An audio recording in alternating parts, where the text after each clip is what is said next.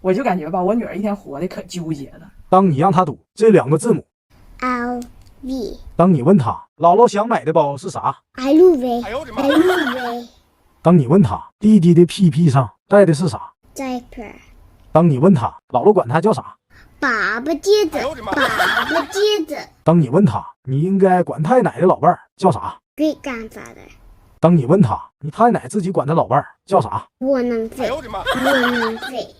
哎，你们大多数的人如果去想象我每天的生活，是不是感觉应该是挺幸福？有一个还不错的工作，每天回家一开门，有一个大胖娇妻给我提供一个坚实可靠的臂弯，2个可爱的孩子发出银铃般的笑声，然后我就像电视剧里独立女性大女主一样，给自己装呼的端起来一杯香槟，享受家庭和事业平衡下的幸福。完全不是。就昨天晚上，我被大胖媳妇给气哭了，自己给自己关厕所，哭了10分钟。我昨天的工作特别忙，我刚出差回来，从机场直接到了一个很远的地方拍东西，拍了一下午也没拍完。这是我女儿就放学了，得有人接她。完，我老公人没了，我就让阿姨替她去。结果那阿姨刚来，给我打电话说找不着我女儿校车的下车点，是给我急的。那么我老公哪去了呢？人丢了。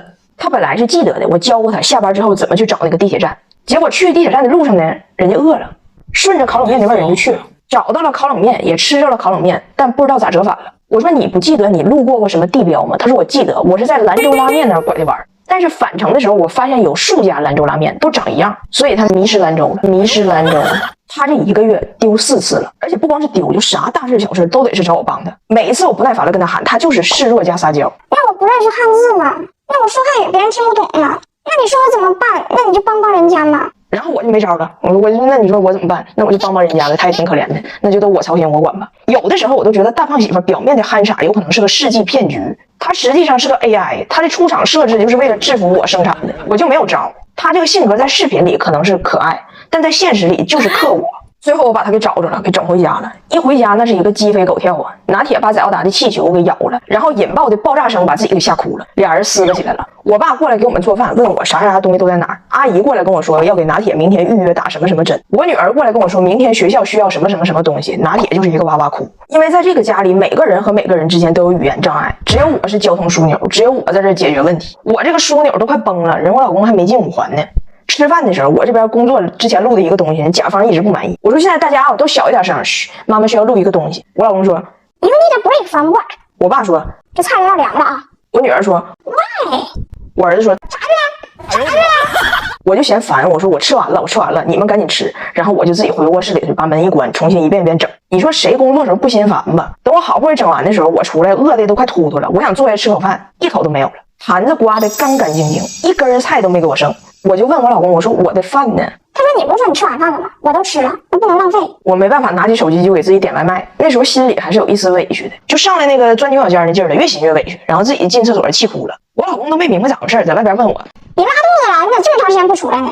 我说我吃着啥了？我拉肚子，我拿啥拉呀？我爸感觉到气氛不对，赶紧过来劝我，跟我说这个男的和女的吧，天生基因就不一样。女的天生就比较会照顾人，就心细，就更容易操心；男的天生就心粗，所以你别生气。我说我最不爱听的就是这句话。我曾经就听过一个男生说啊，我真希望我这辈子有个姐姐，因为姐姐就是特别会照顾人，又能照顾我，又能替我照顾好爸妈。他觉得说的一点问题都没有。我就想说，你姐生下来是还债的呀，你命里缺火，你姐命里缺活，生下来就想干活，能不能不把现实问题推卸成物种问题？哪有哪个物种生下来就会照顾人，都是后天逼出来的。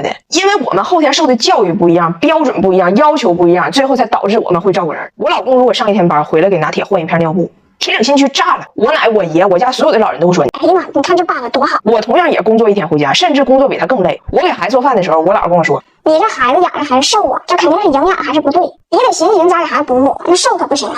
从来要求的不一样，标准都不一样，所以女生天生会照顾人是最大的谎言。我们不是天生会，我们只是想当一个好女性，当一个好妈妈，这个高考分数线更高锻炼出来的。然后我今天说这些不是吐槽我的生活啊，我的生活也没有啥悲惨的。我觉得任何的妈妈，不管你的工作表面上是很光鲜的还是很平凡的，回到家的繁琐都是一样的。我就是想跟所有年轻的女性、年轻的妈妈们说，不要总是那么喜欢自我反省、自我谴责，也不用那么轻易的就对周围的一切产生同情、愧疚，然后把所有的压力都压到自己身上，还觉得自己做的不够好。其实别人也不一定多心疼你，人都习惯了。别学咱们妈妈那代人，就是我很苦，我打碎了牙往肚里咽。你有那个牙，你往肚里咽干啥呀？你咬它，你咬它呀！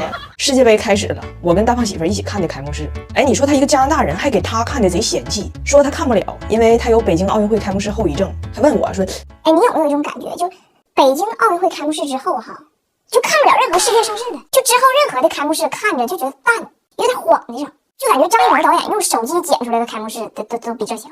他说，当年我看北京奥运会的时候，我记得可清楚了，就看一群人离远就乱七八糟就出来了，就蔓延就扩散，然后咔一下就变队形了，吓你一激灵啊！变完队形咔变色了，变完色咔换色了，换色之后咔部分换色了，就唰，最后出来个糊，然后全场灯都灭了吧，我以为完事儿了，还亮，眼睛一闭一睁，出来8000个否。眼睛一闭再睁，出来的地球和一个长发短脖男子，永远一家人那种感觉。然后放鞭炮也是，先近景给一些就是世俗的烟火，然后咔切远景，几个大脚丫朝你啪，就你明白我意思不？就你看到的每一幕每一秒后边都有小反转、小巧思。所以我看完北京奥运会开幕式，我就有后遗症，我就控制不住，老想等那个反转，等巧思。但是人家是真没有。你看这开幕式啊，也出来一堆人溜达的出来了，我等着啊就咔换队形了，人溜达下去了，完事儿了。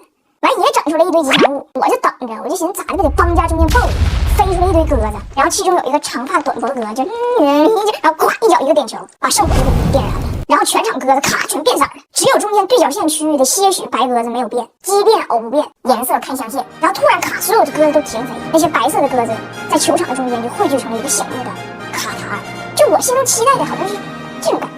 我说别的还好说，鸽子这玩意儿别轻易停飞，底下还有8000个否呢，都给砸绿了。然后最后放烟火也是，反正能看出来有钱，就是干放，也不加看景啥的。我说那你那么嫌弃你就别看，你一个加拿大人，世界杯跟你有什么关系？他说跟你也没关系。哎，你说这个世界上什么事儿最可怕？就是当一个人他觉得他领悟了一门语言，哎，拿捏了，自己觉得自己汉语没问题了，每天开始就是独立社交，压都压不回去，就往外蹦。但实际的汉语水平呢，还撑不起他的勇气，天天惹祸。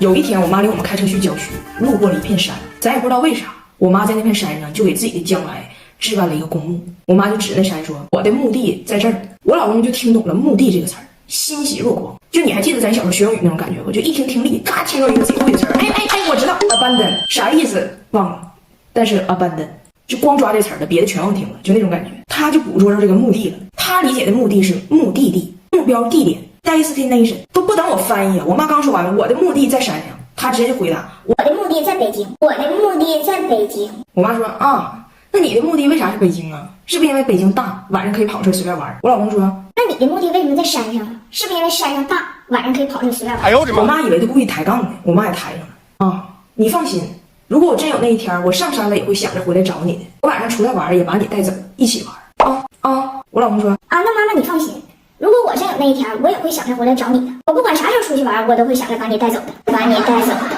回来我跟他说，我说墓地啊是人走了以后长眠的地方，它不是目的地。我老公说，那从哲学的角度来讲，还是目的地吗？ Final destination。我说的没有问题。